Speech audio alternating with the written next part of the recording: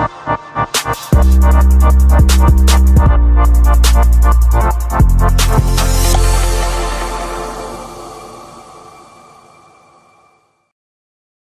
Sobat Millennials, apa kabar?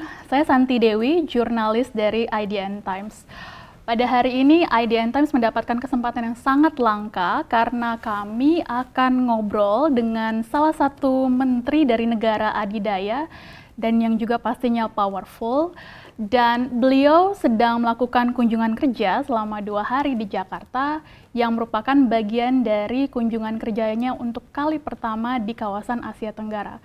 So, please welcome Secretary of State Antony J. Blinken. Thank Hello, you. how are you doing, Mr. Secretary? I'm doing so well because I'm here in Jakarta. It's wonderful to be back, and we've had a very, very good 24 hours with President Jokowi, with my friend and colleague, Minister Retno, other friends and colleagues, and it's been a very, very good visit. Okay, I just jumped on to the question because you mentioned earlier that you met President Joko Widodo yesterday, right? That's right. And our president said that there will some kind of promise of investment from United States to Indonesia. Could you tell us what kind of investment that which will be invested to our country?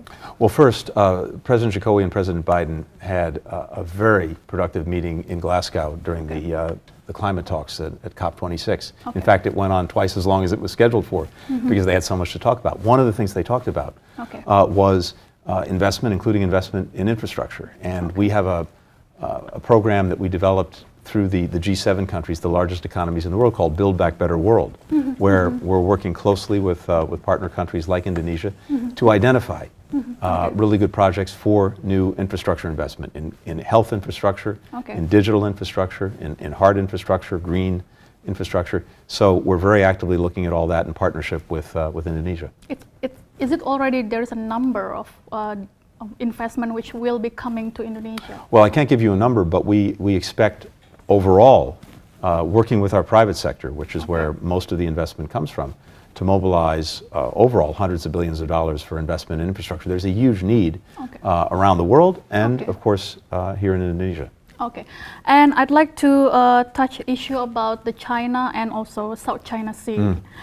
Your visit to Southeast Asia region, especially to Indonesia, was perceived by China as an attempt to revive the Cold War era because it seems that the relationship between Indonesia and China grows stronger. What's your view on that, Mr. Secretary?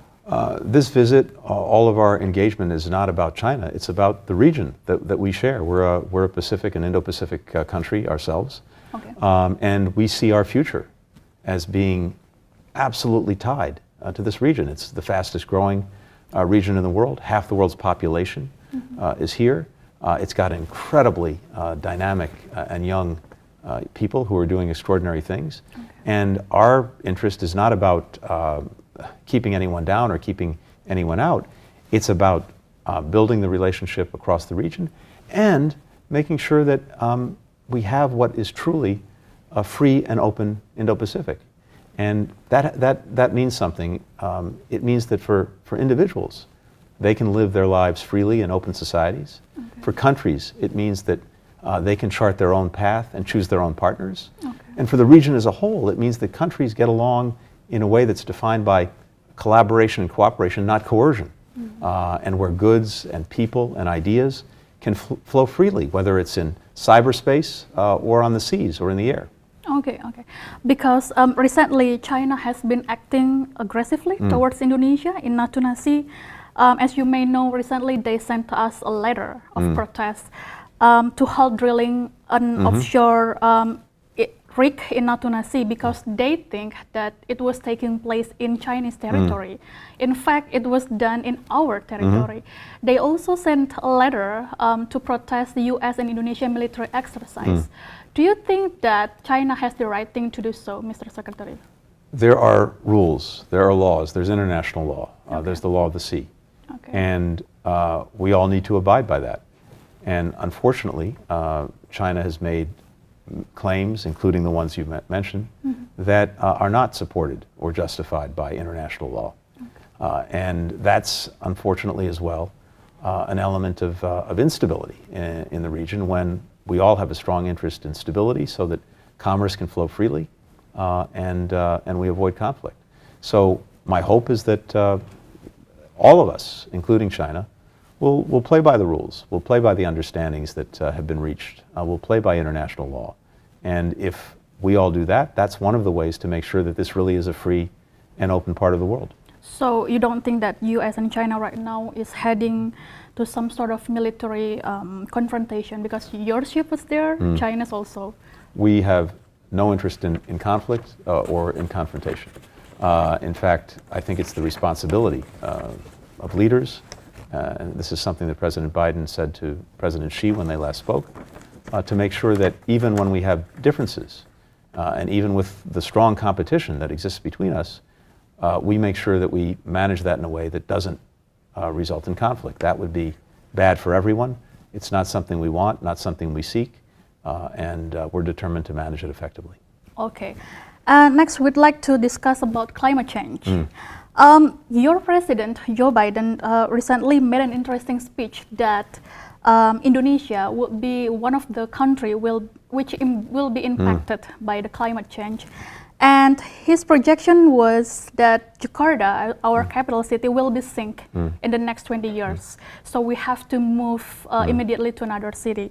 So I wonder what Indonesia and United States can do together to prevent that the projection will be coming into reality.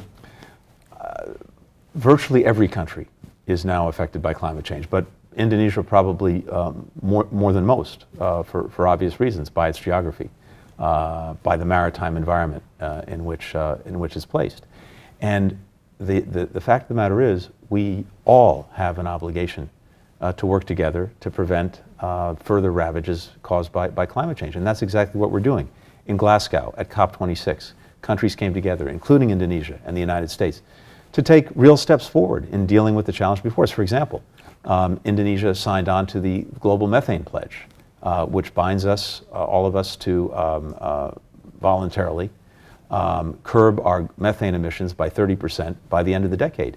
If we do that, and if China comes along as well, that would be the equivalent of taking every airplane out of the skies and every ship off the seas in terms of the emissions that they produce. And similarly, we've made important steps forward on deforestation to prevent that, and to reforest, because that's a very important aspect of dealing with climate change.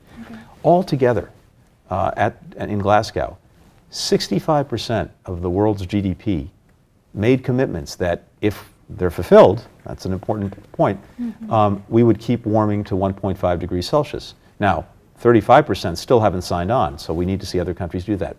But here's the other very important point. We saw something else in Glasgow.